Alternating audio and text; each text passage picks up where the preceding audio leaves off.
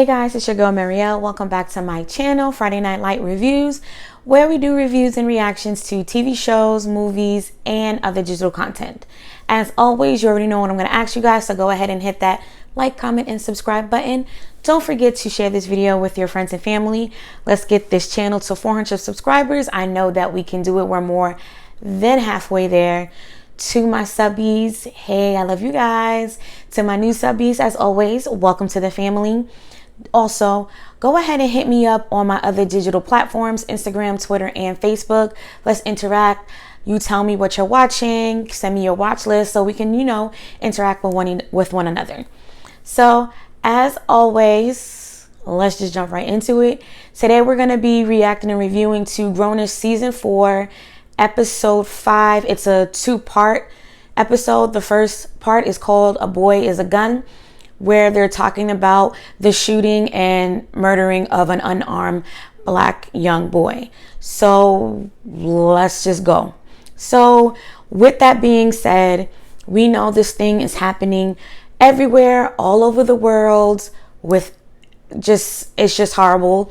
And it makes me very emotional to talk about it because, I have a black husband. I have a black nephew. I mean, shoot, we black. So black fathers, black sons, black friends, whatever. To have them walk out the house and then never seeing them again, saying that was your last I love you, the last I see you later, the last of everything. And it's very shocking that it took Grownish this long to actually talk about this subject. I'm not like throwing shade or whatever, because it's a very emotional topic to talk about. Some people are more emotional than others, and that can stir the pot, which leads me into one of the scenes where Doug threw this party, trying to make that bread or whatever to just keep things going, pat his pockets, ain't nothing wrong with that. And what's the best way to do it? To throw a great college party. Everybody's seniors, everybody's trying to let their hair down because now they can breathe because it's about to be over. And Luca's sister, I can never pronounce her name, so please forgive me for that. And she called Doug a bad black person. And Aaron was like, well, it does show that you're not as up in arms about it. And so he was like, because I don't want to bring down my party with talking basically about death. Yeah, I know it's happening, but I don't want to keep talking about it. And yes, I know that's an oxymoron when I say it's an emotional thing and blah, blah, blah. It's not always wrong to say you don't feel like talking about it at that present moment. It does not mean that you're not feeling the turmoil, that you're not feeling the divide. You're not feeling the unfairness of just being in your skin. And I think that's what Doug was trying to say. Look, I'm not sitting up here telling you guys that I don't think this is important. And you can't sit there and tell me what to think and how to feel at that moment. And I think that's where the stirring the pot and the divide comes in, because just because your black friend, your black family member is not feeling what you're feeling at that moment doesn't make them less of a black person. Which comes to the point where if you're going to call somebody less of a black person, does that not in turn make you less of a black person? Let's not do this crab in the barrel nonsense, which is basically what the whole argument was around in that one spot in the party. And then Doug, he had to let it out. Beside getting a degree, getting a great job, being a great citizen, being a great human being, it don't mean jack when racist people see you as a target, as they see you as a criminal, as an animal, as a savage. It don't matter what you're putting out, what you accomplished. If you are in the eyes of a racist person, that don't mean shit. Yes, and it's scary. And now, yes, do I think that Aaron and Jazz had their little points? I understand that you're not feeling it right now, but it is important to express yourself. It is important to keep the conversation going. And I absolutely agree with them 1,000%. Keep the conversation going. But I don't like when people try to tell someone how they need to feel. You don't know. You don't know what kind of hurt that person is carrying. And instead of coming out and being whatever, because maybe they're afraid that they're going to be seen as aggressive. Maybe he is blatantly scared that he's going to lose his life, or he's going to lose certain things that he's working hard for. When it comes to people of color and black people, we're pretty much backed up against the wall. And we are given a checklist. And if we don't check them boxes, our own kinfolk will accuse us of not caring. Racist people will sit there and say, well, look at that black person, he's on our side, blah, blah, blah, blah. Like, stop forcing people how to feel.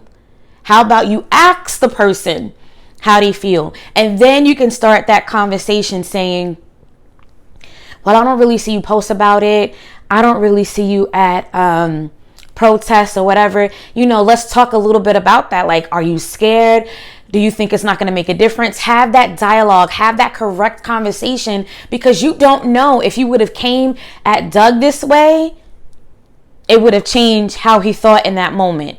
Now, yes, everybody had their points between Luca, his sister, Jazz, Aaron, and Zoe.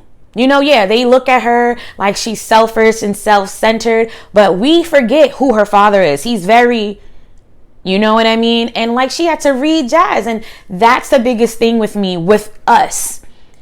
Stop guessing and assuming, because we all know if you assume, you make an ass out of yourself. Talk to each other. That's one of our problems. We don't have great conversations with one another. We kind of like just already there to say, because I don't physically see you, that means you ain't doing shit. And that's not always the case.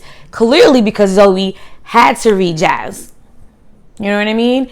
And so just looking at it all was very heartbreaking. And I'm going to talk a little bit more about that at the end of this video. So kind of let's just get lively and not have this dark cloud right now through the whole video. And let's talk about Anna with Javi and Vivek. As I said in all my other videos, I think Vivek and Aaron have the biggest hearts out of the crew. You know what I mean? Like, yes, they do stupid shit. Yes, they say dumb stuff, but at the end of the day, they really truly have the best hearts out of everybody. And that's not to knock anybody else, but if you know what I'm saying, you know what I'm saying, and hit me up in these comments. So when Javi didn't know what to get Anna, he went to Vivek. Like, they're best friends. They all are best friends. And besides, Vivek lives in the home with these females, so obviously he's gonna know them very well. Like, they would know him very well. So he asked Vivek, what do you think I should get Anna? What do you think she likes?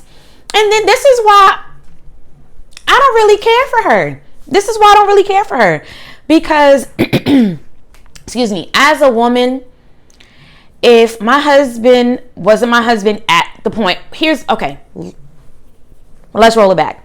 When me and my husband was dating, and I wasn't very forthcoming, because that's just who I am, and he wanted to know the things that I like. So he asked my twin sister, and he asked my oldest sister. He even asked my twin sister's boyfriend, like, yo, what's Mario in? Does she like PDA? Da da da da da. And that's what made me appreciate him more. That helped me lower my walls down, because you coming out of situations where people cheat and they hurt, you got this huge wall up. Now again, Anna keeps contradicting herself. I'm trying to be on this road for righteousness. I'm trying to get better with God. I'm trying to do the right things. I'm carrying, I'm trying to bear my cross or whatever, and you're not. Every time you say some silly shit out your mouth, you contradict yourself. Because she was mad at Javi. Like, Vivek was like, yeah, he hooked me. He asked me about what you want, which I know you better than anybody, because we've been living with each other since whatever. And so she had a toad. And Javi was like, yo, is everything cool? She goes, yeah. I just, I shouldn't have brought anything up about it. And he was like, yo, we really need to hang out more with my friends, which that's another thing that we're going to talk about in a few seconds. Cause, So they get home, everybody's talking about it. Again, Vivek is like, your man is so cool with his El Camino, da da da. He probably getting Oreo, blah blah blah blah blah. Funny shit. This is Vivek. Then she goes, well, he was like, are you seriously mad at Javi about the gift that he got you? The gift is dope, you know? He was like, yeah, but I'm having a hard time realizing and understanding and being okay with the fact that my boyfriend doesn't know me as much as I know him or whatever, and he had to come to you. And Vivek was like, look, I'm not going to get in your business, but at the end of the day, you're wrong. You should be seeing it as this. He cared enough to want to get you the perfect gift, and he didn't want to jack it up because he actually wasn't sure about it. So he came to the next best person, and that was me. And that shows that he cares about you, that he values your opinion, that he values your likes and dislikes so much that he came to me to ask me what I should get my girl. So, chick, get the fuck off the high horse, bro. Like, Anna, you really sending me up. Okay? You got me up because you keep saying this shit and it's wrong. And at the end of the day, you're going to miss it. You're going to miss it all. And then you're going to be regretting when he's like, look, I can't do this anymore. You're going to make me lose my righteousness. You're going to make me lose my holding on to my conviction because you're sending me up the wall.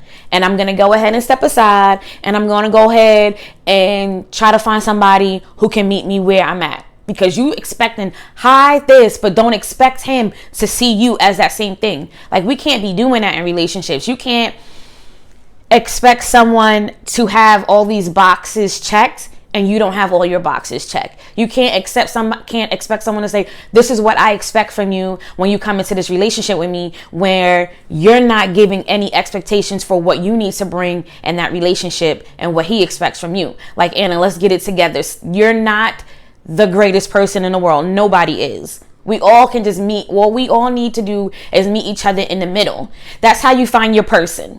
And if you don't want to find your person and you need to be single for right now and you just need somebody to smash, then just say that and move on. And be okay with that. Be okay that you don't want a relationship. You want to smash when you feel like you need to smash. Period. Okay? Now, with Javi, in this part 2, I know a lot of crap is going to come up about him. And I don't know how Anna is going to react. I really hope she know what the F she's doing, because at the end of the day, you can love somebody, but if wrong is wrong, wrong is wrong. If you're not behind a cause because you think you saw one instance and you think that's how everybody is behind a cause, then I can't fucks with you. And I'm sorry for cursing, but I can't mess with you. And I feel like that's what Javi is going to do, because we saw it when Anna and Aaron was trying to figure out how they can stay friends with the fact that they used to be together for 2.5 seconds. And we know that Javi is a Republican. We know that Anna is a Republican. And that's not to say that they're racist right out the gate, because I don't believe that. But you're going to start showing your true colors when you don't find the way to understand what people are coming from and where they're coming from. Okay, you go on these vacations with them, you be at their parties with them, but then don't turn around and say, I can hang with you, I can be in your house, I can take part of all your shit, and then say, nah, I'm with everybody else, because I'm not with that. And I feel like that's what Javi's going to show us in this part 2. So let's get back to the sad portion of this video, where everybody saw that another black unarmed man was murdered. And I like the fact that Doug, even though he feels how he feels, went back to Luca's sister's room and was like, look, maybe I was harsh. I don't mean to.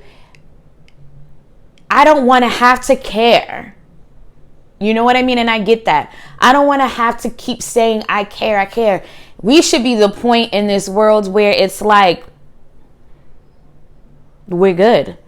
Everybody is seen as equal. And it's hard to really believe that we will ever get back to that when we have people hiding who they really are. And when Doug was like, I care about it, walking down the street, looking over my shoulder, worrying about my friends and all this other stuff like that, I carry that with me, and I shouldn't have to carry that with me. And I get Luca's sister too. You want to change the world. You want to be a part of the change. You want to be a part of the conversation. And you kind of can get yourself a little bit overwhelmed and live outside of the reality. And I don't think there's anything wrong with that, but you just kind of gotta check yourself so you don't fall into depression, you don't fall into anxiety, or you don't fall into this vigilante type of emotion. You know what I mean? Like every white person or every non-person of color, you just want to jack because you feel this way. And I get that. And I'm not gonna front, and I said this in my last video, I think it's good that Jazz needs to move on and she hasn't. And I think it's good that Doug is moving on and trying to find that person. And again, like I said before, it doesn't mean just because they're not meant to be right now doesn't mean they're not meant to be in the end. And I don't know where I'm leading with it. I'll let you guys know as the episodes and as the season goes along. But I really need Jazz to like find her footing when it comes to their past, their present, and their future. You know what I mean? And it's cool, senior, freshman. You know, you got to break that down to Luca. He going to feel some type of way. But we're going to see that as time goes on. But at the end, when Doug was upset and went to Aaron's house and was like, I'm tired of being silent. Like, I want to make noise now. And I know me and you could do it because I've seen you do it. Like, obviously he didn't say that, but you know what I mean. And I really loved how the ending credits were all the men and women that we lost because of police brutality. I loved it because it shows that people are listening and they're hearing it and they're trying to be a part of the conversation. I hate the fact that it could have been a full-fledged episode of just naming names. And I'm not going to front because I'm not going to cry right now. I got eyeliner on and I'm not trying to burn my eyes. But watching the end of that episode truly made me cry. Looking at my husband, looking at my daughter, and knowing that every time he leaves the house, I hold my breath.